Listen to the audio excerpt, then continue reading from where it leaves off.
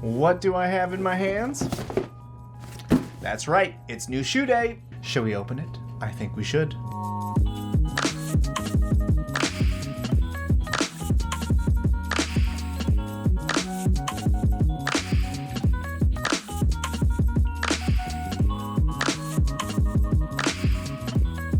Now, being the very handy guy that I am, always abundance of tools around, using car keys to open this box. I don't really know where this key is from or what it goes to, so that's what I use. What did I buy? The New Balances have come in today. I'm not going to be getting the Brooks just yet. I have purchased them. They will be in shortly. But the important thing is that these came in because I start running tomorrow for my Kona build. And yes, my Kona build is like 6 years long, but it starts tomorrow officially. And I need a pair of running shoes because I don't have any. Don't you just love the new shoe smell? It's so quickly ruined with feet. Look.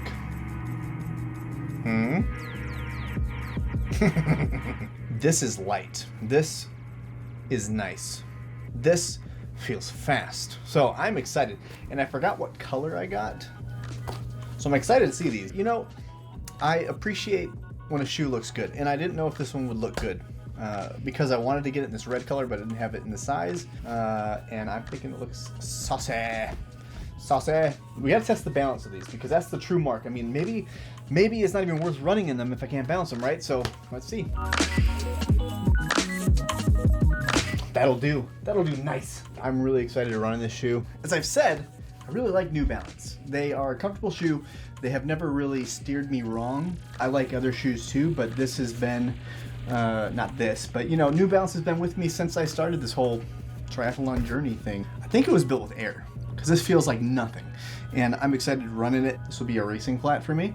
This will be a speedwork shoe, and I'm not 100% sure what tomorrow's workout is from Adam, but this is gonna be the shoe I do it. I know that I can run slow in these shoes even though they feel stiff and rigid and springy, and it's gonna make me wanna run fast. I can still pull it back. The mesh here is a lot more mesh than I thought, and it's not a bad thing because I heat up, and so I feel like these are going to be super breathable, so I'm excited about that. I don't think they're as stretchy as I thought they were going to be, so we'll see how that does when my feet swell. Fun fact, I enjoy learning why people name things the way they name them, and the New Balance line is no different. When I first started looking at shoes, it seems really clunky with, you know, 8, 90, 10, 80, 7, 40, 60, whatever. But the first number, the 8 here, is based on the quality. It tells you how premium the shoe is, which in this case, 8 out of 10, I ain't bad. And the next number, in this case 90, is about speed. You're looking at a shoe with a 9 out of 10, a 90 out of 100. That means it's built to be fast. So if I wanted an endurance shoe, I probably would want to have a lower number in the New Balance line than a 90. So once you get used to it, it's actually incredibly helpful when you're searching, so you can look at, you know, what am I looking for? If I want something that's not a speedy shoe, I stay away from the 90 series. And then the V, you know, is just what version it is. How many have been before it? And sometimes I can tell you if it's got staying power. If it's a quality shoe and keeps getting made over and over, that's a good sign, right? So it's a fun little fact about how they name their shoes. So maybe you can take that piece of advice when you're shopping for your next New Balance shoe from Naperville Run Store, the Naperville Running Company, runningcompany.com.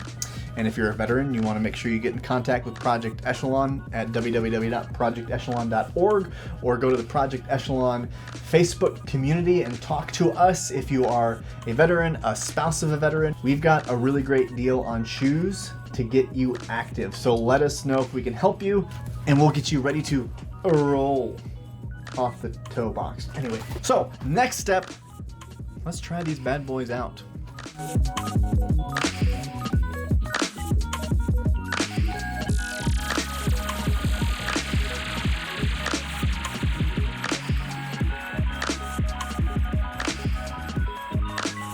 So, first run since October.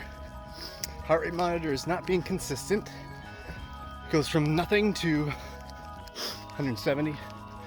But I'm going off of are breathing in every 4 steps, breathing out every 4 steps. So 1, 2, 3, 4, out 2, 3, 4. As long as I can do that, I'm going with that. For my pace, my watch is saying right now I'm doing a 5-minute mile. Nope. So who knows what I'm really doing. I'm just trying to keep the breathing under control, and whatever the numbers say, they say.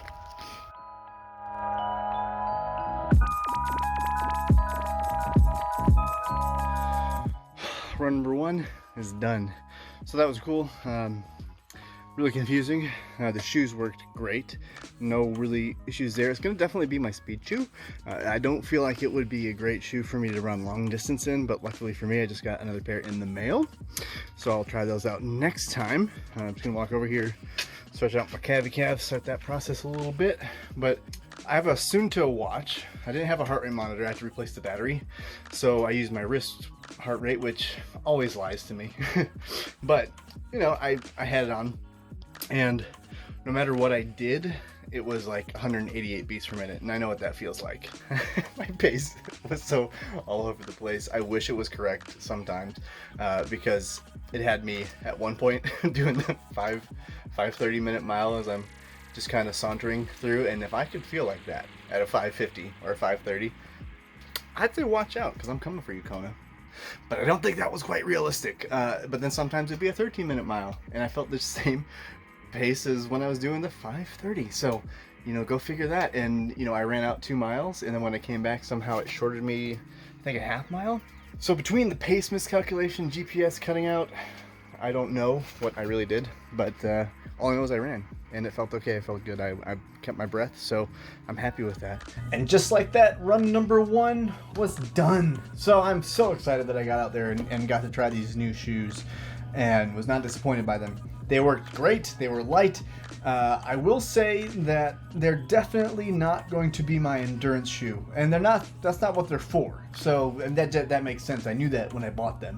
One thing that I didn't know about them until I got them, as I mentioned, these are stiff mesh. They aren't this stretchy material like I kind of thought they were going to be. I didn't feel pressured by them. I didn't feel like this was going to be a problem if my feet swell. The other thing that I had no clue about, and I still don't understand it completely, I looked it up, and someone called this a gusseted tongue. I don't know if that's how I'm pronouncing it, but it's something like it used to be in my army boots, where the tongue actually attaches to the midsole. Looking inside the shoe, we have this kind of green stretchy material here.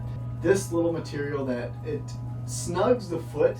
I just didn't know about it. And some people might not like it because I didn't notice it. I didn't feel it, but someone might be really sensitive to that. But I didn't notice any hot spots. I didn't have any issue with the shoe, except for the fact that there really wasn't much cushioning. I didn't feel that, and that's good for me because I don't want a bunch of cushioning. So I'm happy with it.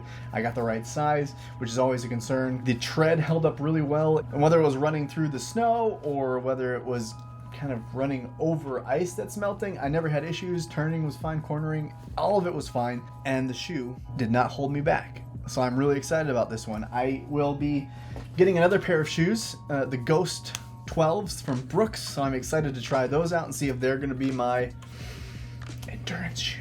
But I just wanted to touch base with you after my first run. There'll be more talks about New Balance, but that's going to do it for now. So until next time, journey well, my friends.